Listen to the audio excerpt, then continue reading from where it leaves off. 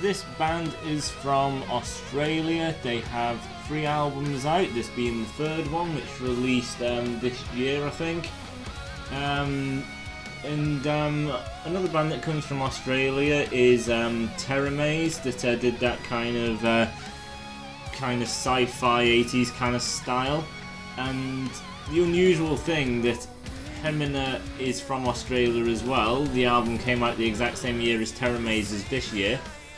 And this album, Night Echoes, kind of goes for the same thing. This whole kind of vibe and sound that they've got going in this album is that kind of 70s, 80s, kind of neon, kind of dance, sci-fi style thing.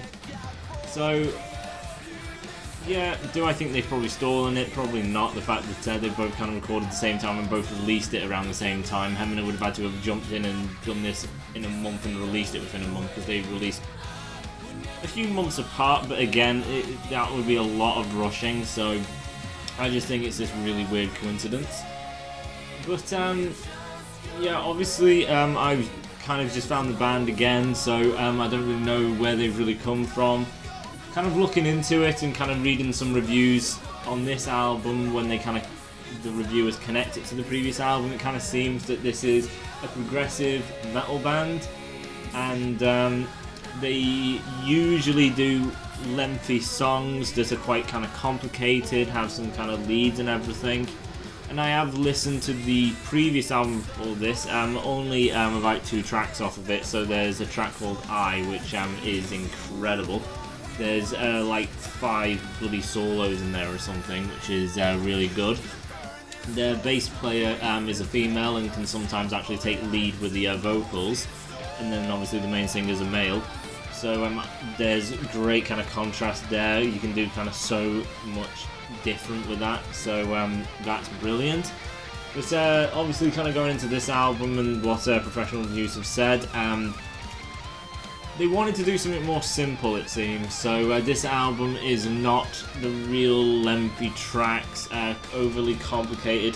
They're kind of going for something a bit more simple and shorter, a little bit more poppy, just, you know, the kind of thing like that. So this album does kind of unfortunately kind of only last about 44 minutes.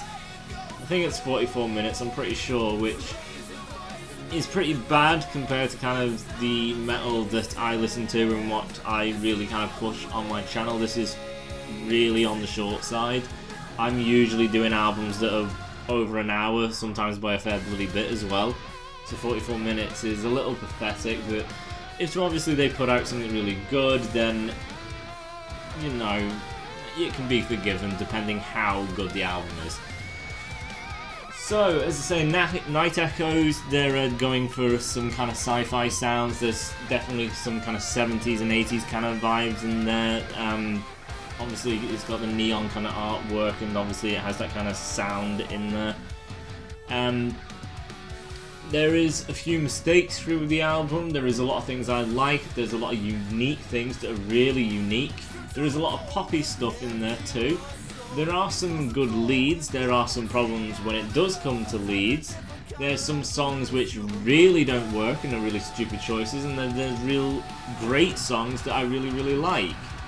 So, off the gate, it is a bit of a mixed bag. So the first track, The Only Way. This is a great track. The intro has a bloody lead in it. You can classify it as a solo or just a lead interlude. I think it's a marvellous enough kind of lead, so I would kind of say it basically does kind of cover lead solo, because it's nice, it does a great job for me. It gets me hyped for the song. It already opens the song up before I even get into the verse. It just makes it sound bigger, more epic. Makes it sound like it has this real big sound space. So it's really good, the kind of tone. There's a lot of warmth and lightness to it in his guitar lead, and it sounds great. When the kind of vocalist comes in for the first few kind of seconds on The Only Way, it's a little odd, because it kind of seems that his volume's by accident turned down, and then in a few seconds they turn it up. Kind of like when bands come out and do a live performance, and it's like usually the microphone doesn't work and you can barely hear, and then the person's like, oh shit, and then turns the kind of volume up, and then it's like, ah, there he is. Kind of seems like that, but obviously that's a real stupid thing because it's a studio album, this ain't live. So I just kind of found it weird that the first few seconds of him, it's like, why are you so quiet?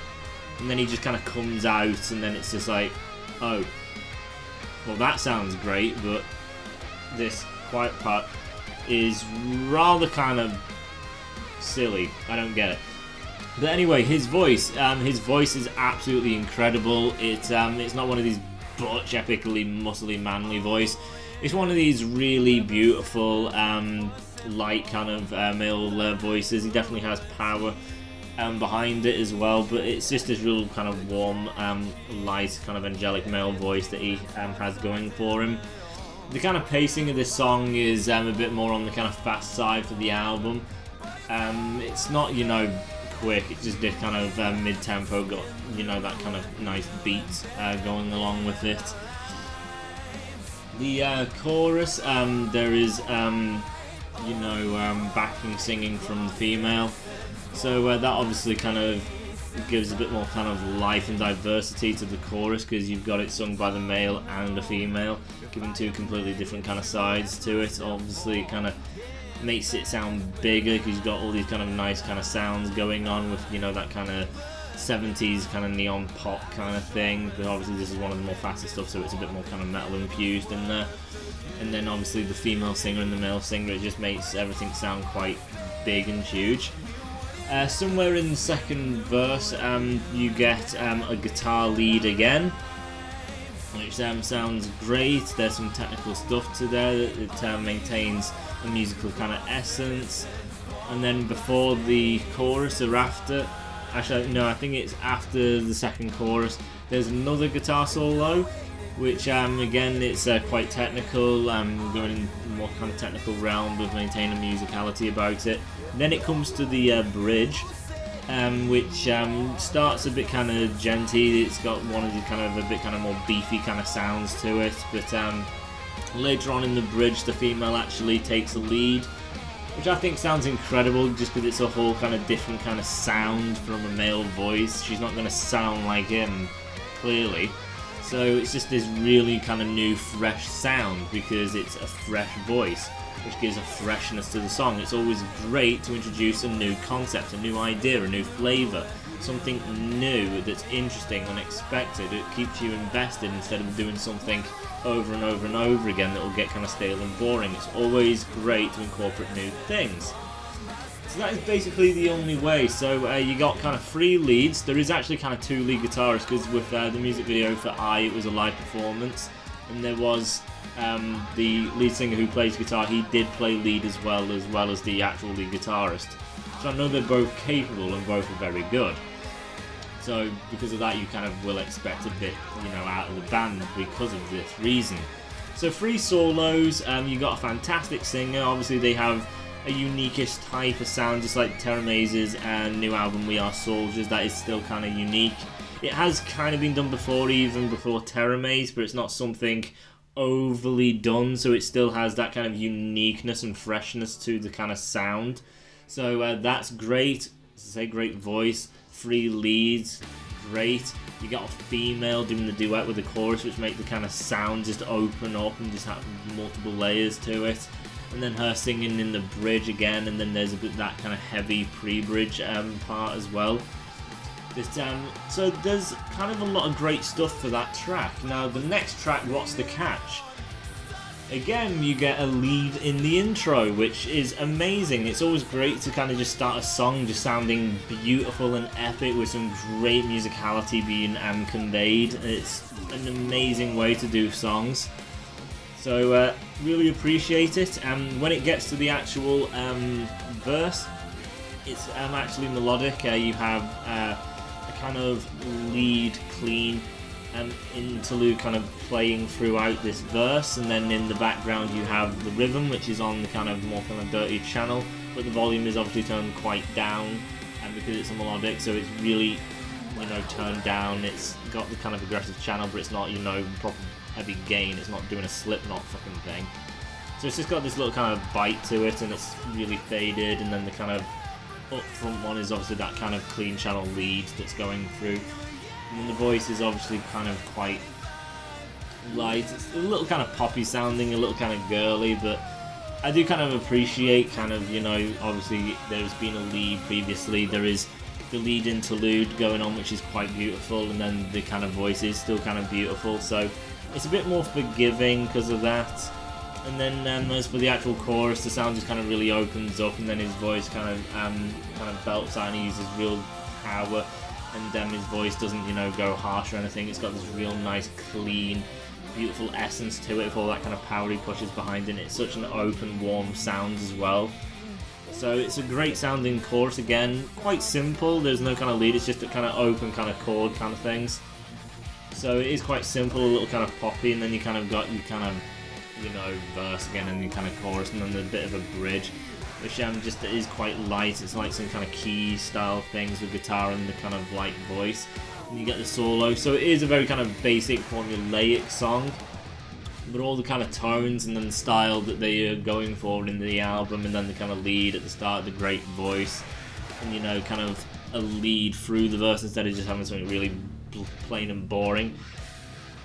Pop is meant to be catchy and easy listening and something really bright and fun, and that is the song, and they've kind of just given it an elevation to it. They've kind of elevated that really bland crap pop style, and they've just given it a bit more life. So I appreciate that, and it is quite nice, and it's not like this is one of many, it's just the only one that kind of goes this kind of, you know, bright and poppy. So I like the kind of variety through the album with it. And the solo, obviously, because the song's kind of a bit kind of more poppy and bright, and goes for something a little bit kind of melodic, not, you know, slow or clean. It's just a nice kind of melody and everything. It's a nice melody. It's rather good. It's not, you know, groundbreaking or great. It could be, you know, more beautiful, have some real amazing kind of holes and highs to it. But for what he puts out, it is perfectly fine. The next track, We Will. This is a bit of a weird one. We Will, the lyrics are atrocious. The lyrics are just so stupid. Just like when I was growing up, I liked starships, and one day I'll go out there on my starship and meet aliens, go to different planets. And it's really cringy, the lyrics. Just if you don't pay attention to the lyrics, the song is pretty fun. I don't think you kind of get a lead intro. It's just, you know, the verse, it's a bit more kind of heavy and a bit kind of aggressive. And then the chorus, it kind of really opens up, and then there's the duet again with the kind of female. Just they're giving it that nice kind of sound space. The solos at the end of the song, which is kind of sung over, which I kind of find to be a bit of a problem. So the solo itself without the singing is slow and is all about kind of the melody and the musicality of the kind of song that is, you know, being played at the time. So he's trying to kind of go along with that kind of vibe and mood. But it's a little kind of short, a bit simple. It's nice sounding, but then it's just a voice over the top, so it doesn't really come across like a proper show of a lead solo. It comes across more like this is just a lead to kind of elevate the chorus, but not be an actual lead solo, if you know what I mean. It's more for just elevating a chorus than being a solo for the sake of what the solo is and what the solo is about. But it's beautiful nonetheless. I appreciate it being there. If there was, you know, nothing, that would be incredibly crap. As for the verse, again, the verse has some decent ferocity about it with the kind of vocals and the musicians, and the chorus opening up and then the female coming and just making everything sound immensely beautiful. It's really brilliant, and yeah, it's great. It's probably the worst song kind of solo wise, but I do kind of like the sound of it. The lyrics, fucking ridiculous.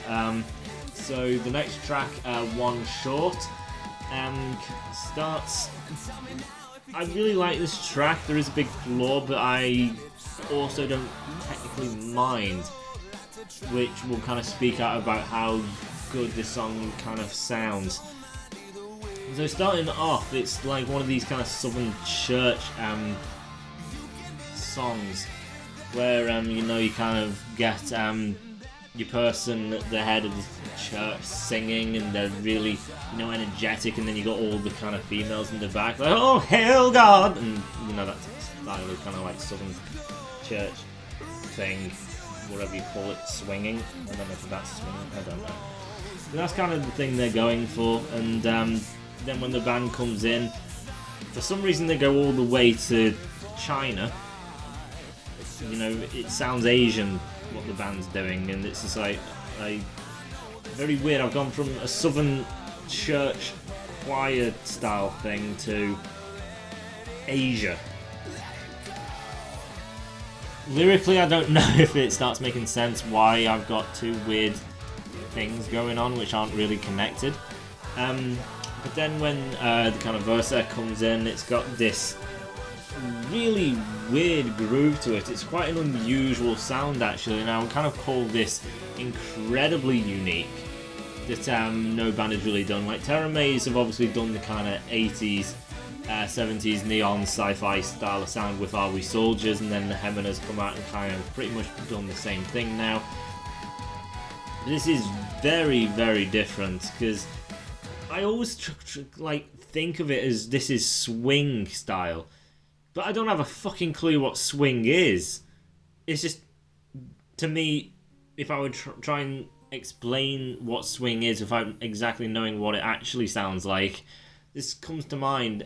It has an intense groove about it, where it's like, you know, the odd drum beat, and then a lot of kind of like light cymbal work, and then some kind of like clean guitar, you know, picking going on. It's not clean leads, it's just dun dun dun dun dun dun, you know, just some kind of like clean weird rhythm going on.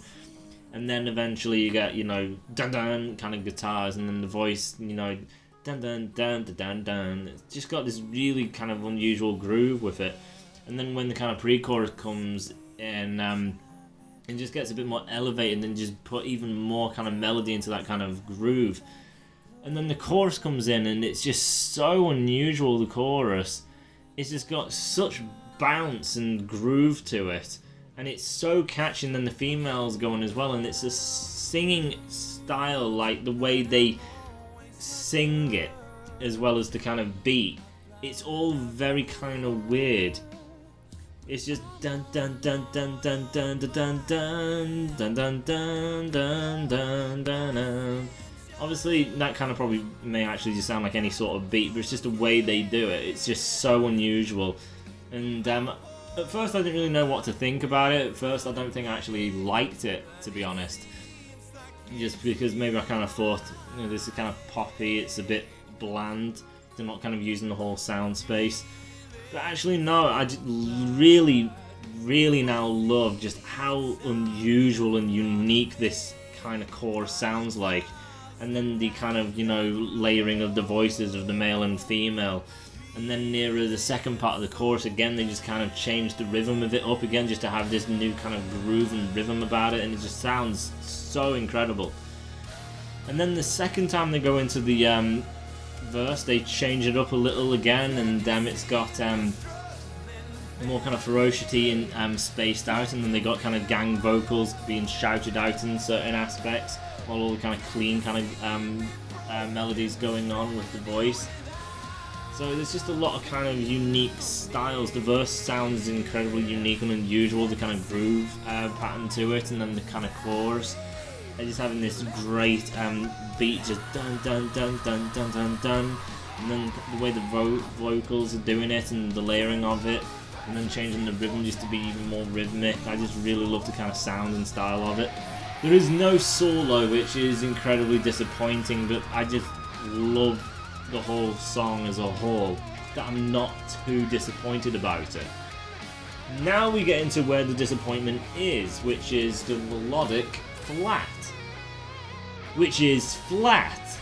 It's really funny that they call the song flat, because that is the whole sound of the song. It is so flat and so bloody boring. I don't understand why they meant so flat. Every time I listen to this song, I can barely fucking hear it. The lead singer is whispering. He is so quiet. Turn up the bloody volume. I can't hear anything. It is so fucking quiet. Everything is so quiet. I have to turn the bloody volume up, but it's still so dull and quiet. And then when the song kind of gets in the mid-section, it gets that kind of more band comes in and they start getting all the kind of amps put in and stuff. And then near the end it goes back to the softness. But even the middle section where all the bands, it's just like, there's just nothing going on to be anything really special. It's the, soft, melody of the track. It's the melodic. But I don't get any melody out of this fucking thing. I've got it out of the other bloody ones. The fucking heavy ones, I've got more melody out of that than this bloody melody. It's so soft and so bloody dull with nothing going on. And when it gets bloody heavy, it's just a chord and just plain chords. And I get no emotion, I just get really dull. And the vibe I get from the band is they're actually falling asleep. And that's not me just saying, oh, the song's boring, so I fall asleep. No, I feel like they're tired. Just the way they perform and sound, they sound tired. It's bloody weird. There's a solo in it which goes and tries doing, the kind of, vibe, doing the melody and the musical stuff.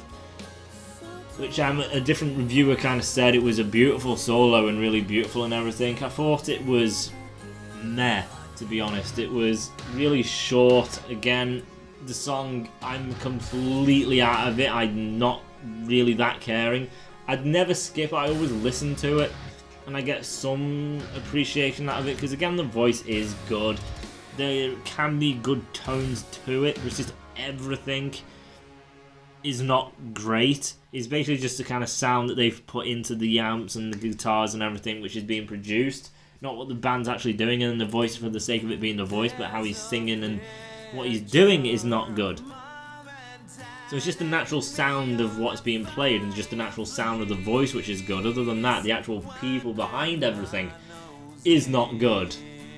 But the solo, again, it's quite pretty. It's a little nice, but it's just a bit short and bland.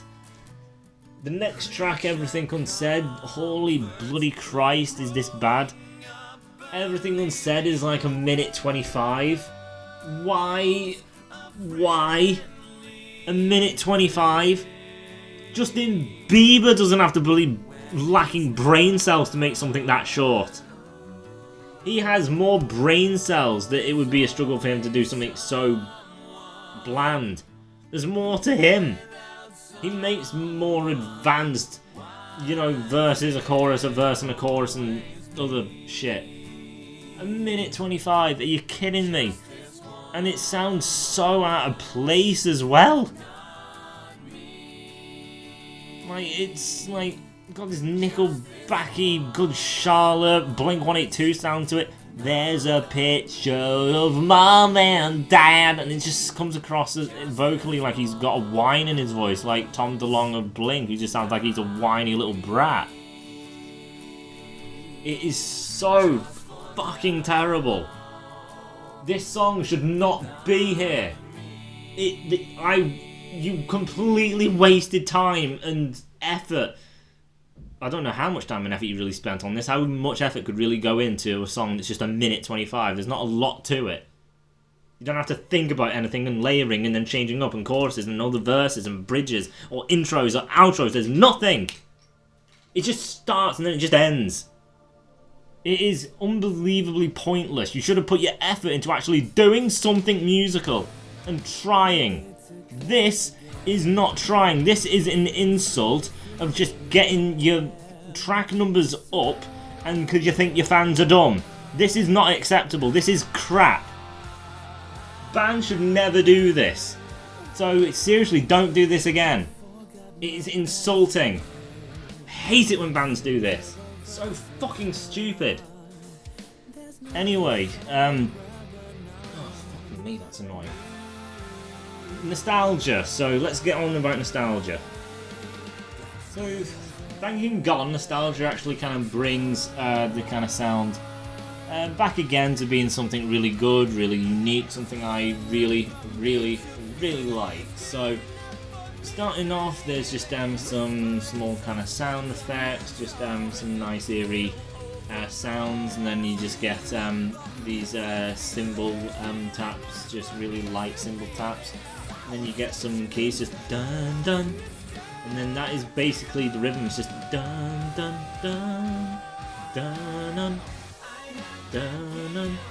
And because it's the keys and it's got this kind of warmth to it, it kind of has this openness. So it's not just dun dun, it's dun dun. And it's got that kind of little bit of reverb echo to it to fill up the rest of the kind of space.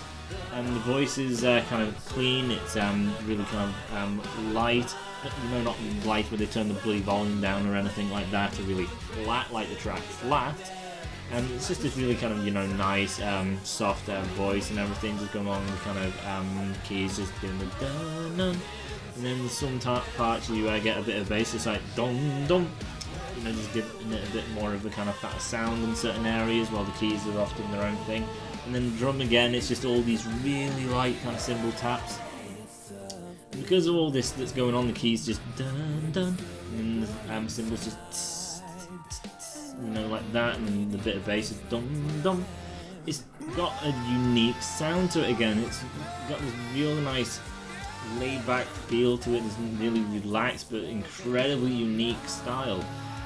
And again, the first time I went round this, I just thought it was something incredibly lacking. They're not doing enough, there's not a lot going on, they're not filling the sound out.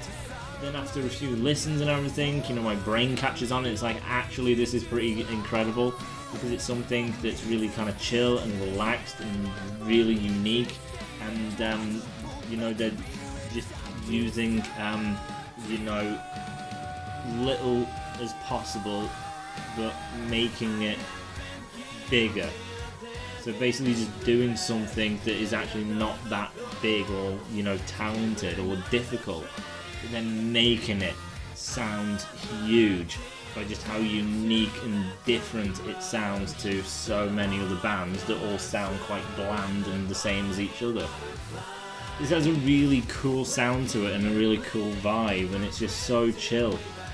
And then when you get into like the pre-chorus, you know, the band all kind of start coming in and everything, and then the voice goes into a bit of, you know, the kind of typical kind of area he sits in, and just has a bit of a kind of flow to it until you get into the chorus. And then the chorus has the kind of style that the one short chorus had to it, having that incredibly weird kind of groove to it, and it's got this great beat and everything. Just dun dun dun dun dun dun dun dun dun, and it's kind of poppy. It's not, you know, pop these days, which is really crap. It's, you know, them kind of old 70s, 80s style of pop, which actually had a bit more going for it. But obviously Hemina have just kind of enhanced it immensely. So they've just took something, you know, really old school sounding that is, you know, it's been years since the 70s and 80s, so going all the way back to then is now something incredibly unique because it's not been done for years. And then just elevating it again and just making it have this really great kind of beat and groove to it. It sounds amazing. And then obviously making it, you know, metal, because it's got, you know, all the kind of guitars and everything. You know, not overly intense guitars, and not, you know, doing Marilyn Manson bloody over the top of it. It would be fucking ridiculous. So I love it. I love the simplistic kind of poppy, old, you know, style 70s pop neon thing vibe that they've got going on for the verse, and then the chorus, that great kind of grooving beat again. And the bridge section, the singer belts out this incredibly high note, just seriously kind of high and everything, which is, you know, incredibly gifted. Great note that he reaches there. As for the solo doesn't actually really have anything backing. I don't really think there's any kind of drums or much musically happening. It's basically just this kind of, you know, kind of sound that is being put out digitally, behind him, and then he's just kind of playing lead over the top of that. His guitar's not, super heavy gain or anything, so it's kind of quite light and sounds in this sort of empty space. So it's a kind of unique way to kind of approach the solo. And in the middle of his solo, there is actually a bass kind of solo. Nothing too complicated or, immense, but it's always nice to hear a bass solo because they're so few out there. So because of that, I would, urge to kind of encourage this sort of thing because it would definitely make it different and extremely unique. It would add a lot more, technicality to the songs, evolve it, sound musically. It would be great to, just kind of keep pushing that. So I would urge you to do that, definitely. Just, have your bass player just, get, a bit better, do a lot more training, try and do something, a bit more technical and everything. Just really, go at it.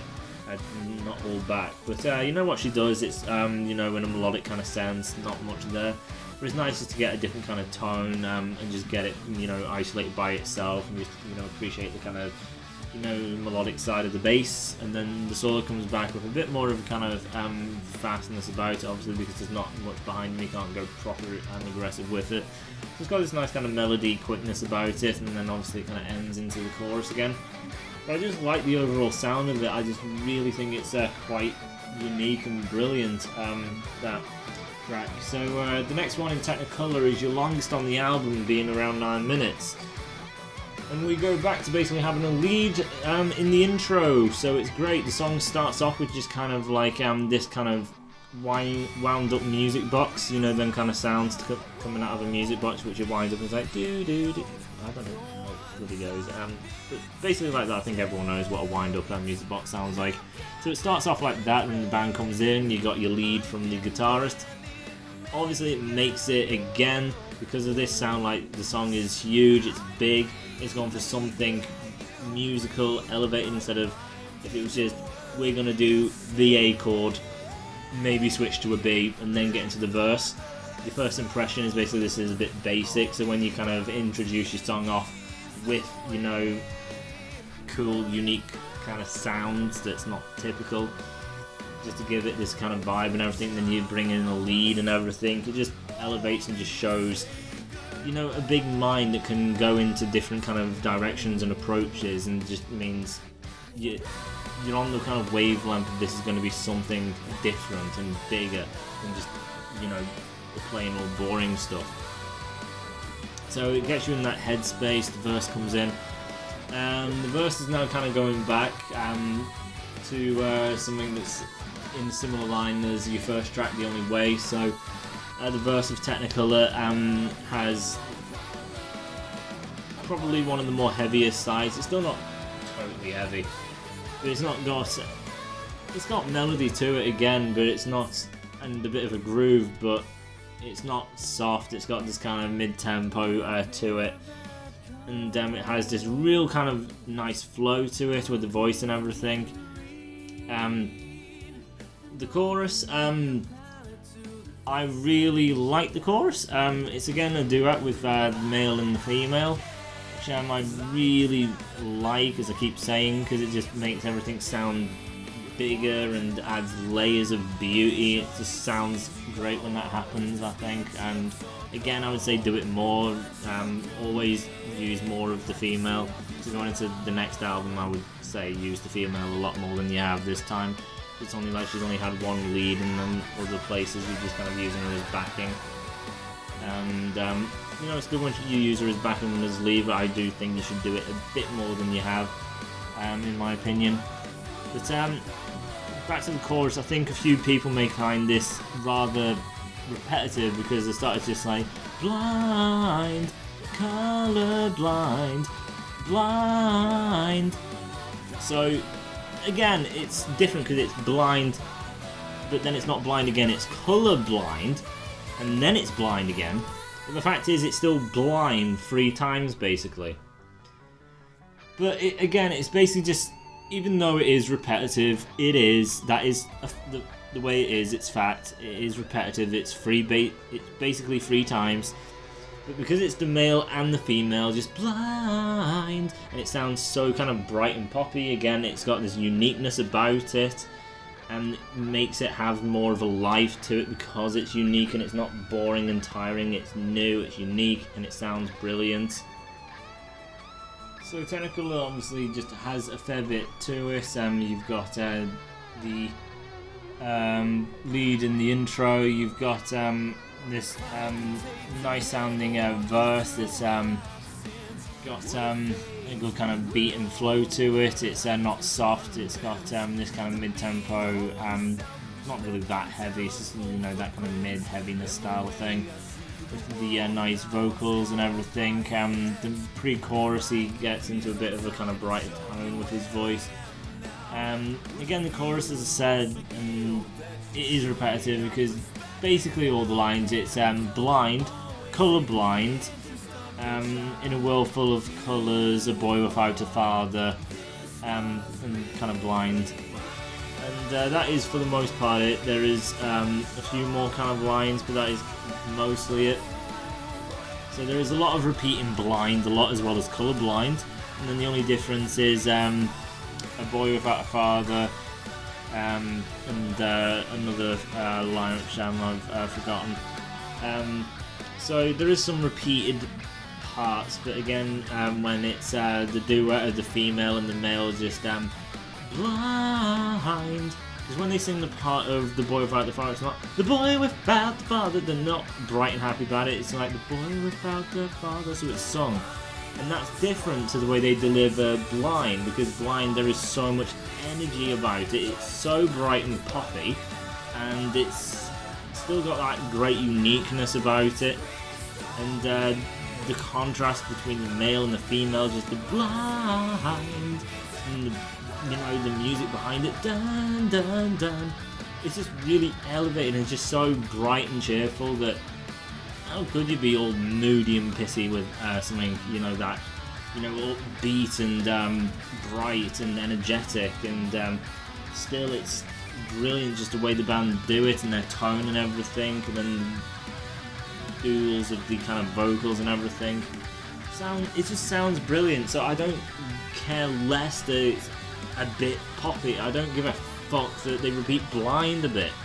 It's great, and that's the thing. When they use pop in parts, they just elevate it beyond belief. That it just sounds great.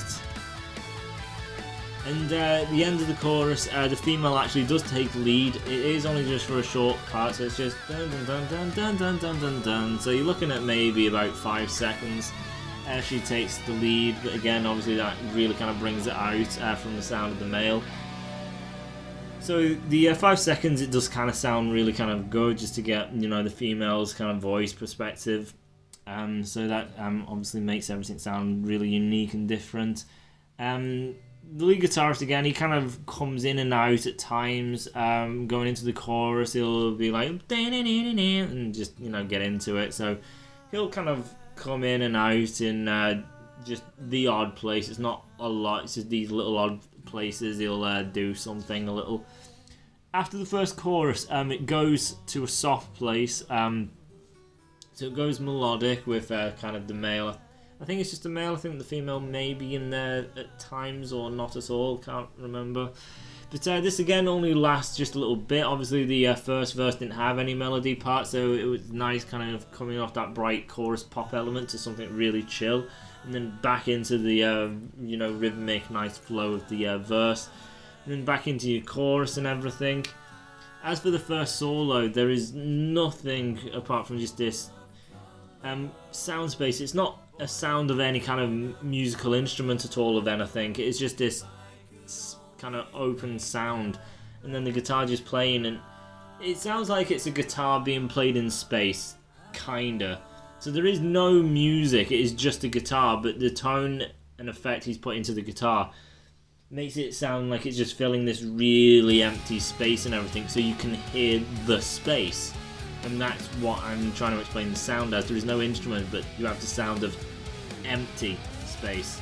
It sounds stupid because I'm saying you can hear emptiness, but that is the way it is, and he's playing in it, so he's playing in this empty space, and it's an unusual kind of approach to a solo. Usually solo is always backed up with the musicians, so it's nice to hear it in a different kind of context and a different contrast, so that's nice. Again, what he does, it's melodic, there's few technicality moments to it. Again, nothing overly brilliant. It would be nice to hear a guitarist with a lot more under his belt do something in this unique kind of, you know, realm that this guitarist has done with that kind of empty space thing.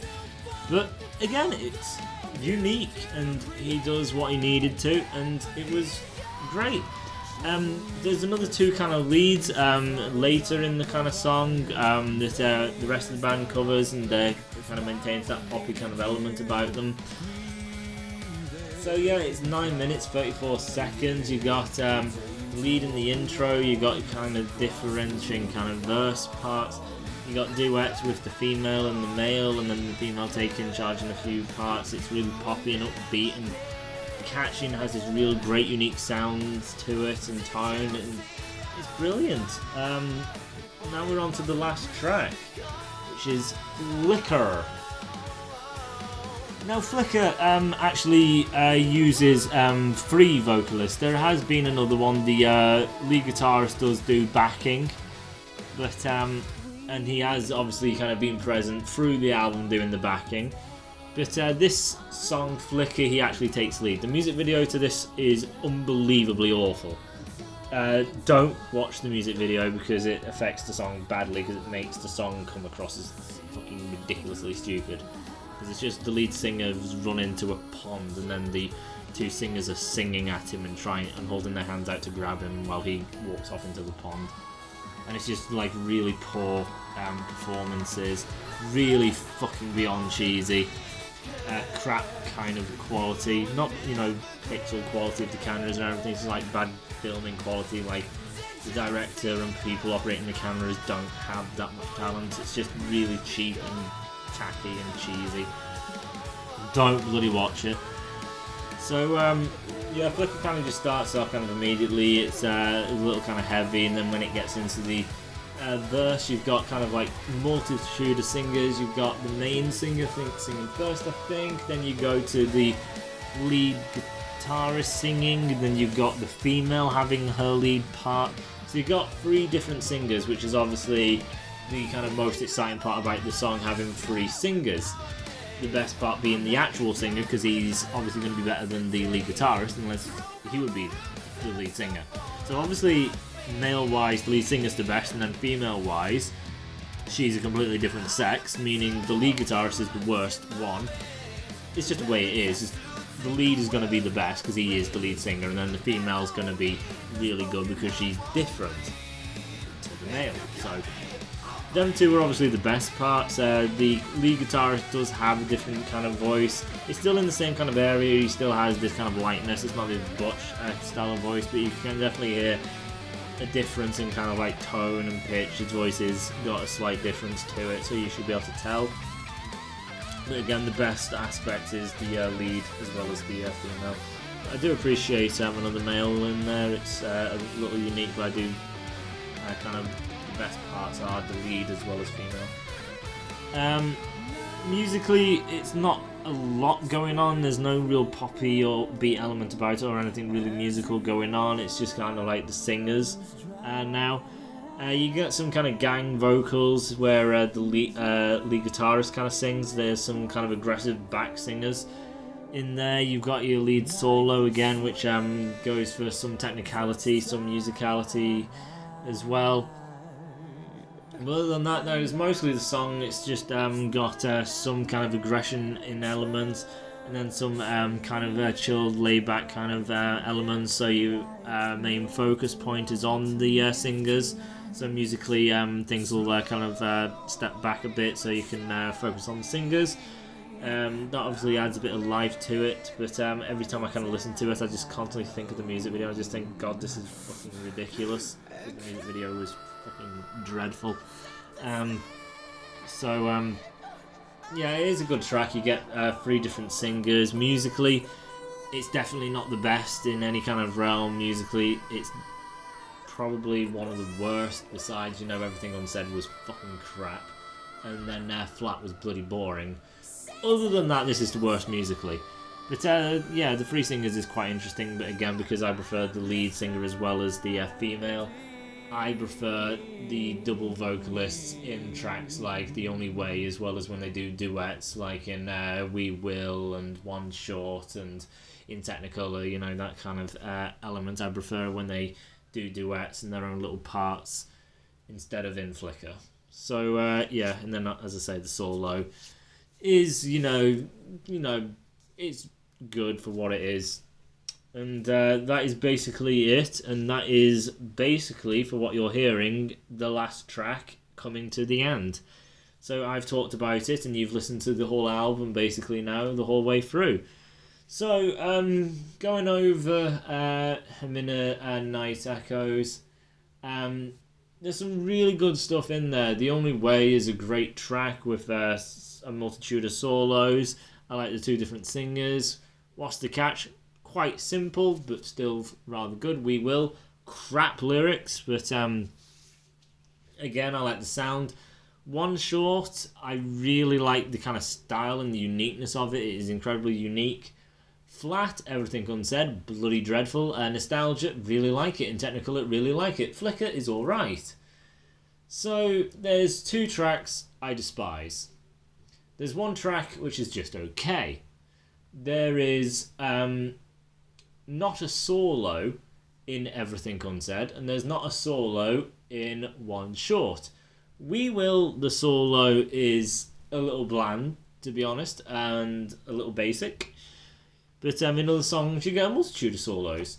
So it's a little all over the place. There's some bad things, because basically there is two bad tracks. One that is just okay. There is two songs without a solo, so that already is kind of adding up a lot of bad.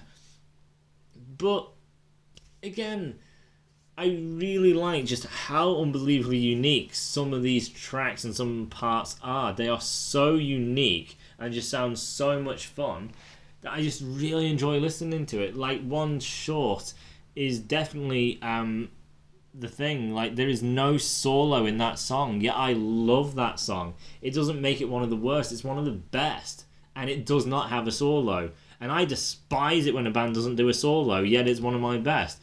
Which goes to show how incredible then that everything else they've done in that song, how unique it sounds, how brilliant everything is in that song, to make it just okay. And I don't care, because I care more about the sound, and that is where I am with the sound, instead of all the lead and intricacy of what's going on.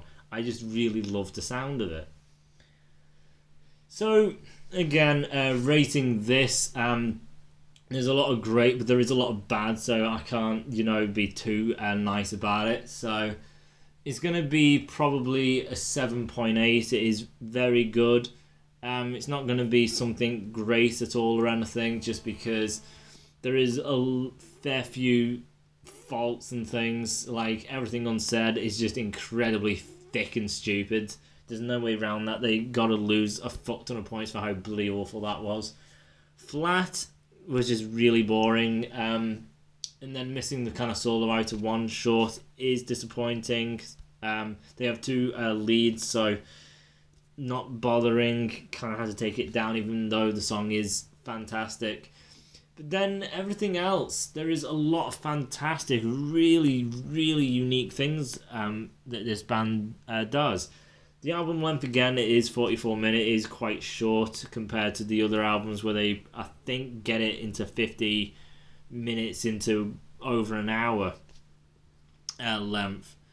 But yeah, 7.8 is a good album, and I do think is definitely worth a listen. As for people listening to the whole album, I'm not sure. I think some people may actually delete Flat and skip Everything Unsaid and delete that as well.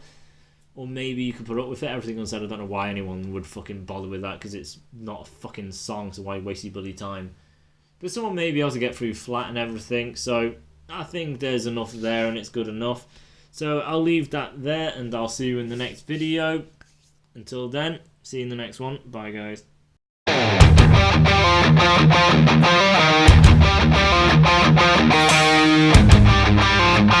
Thank you.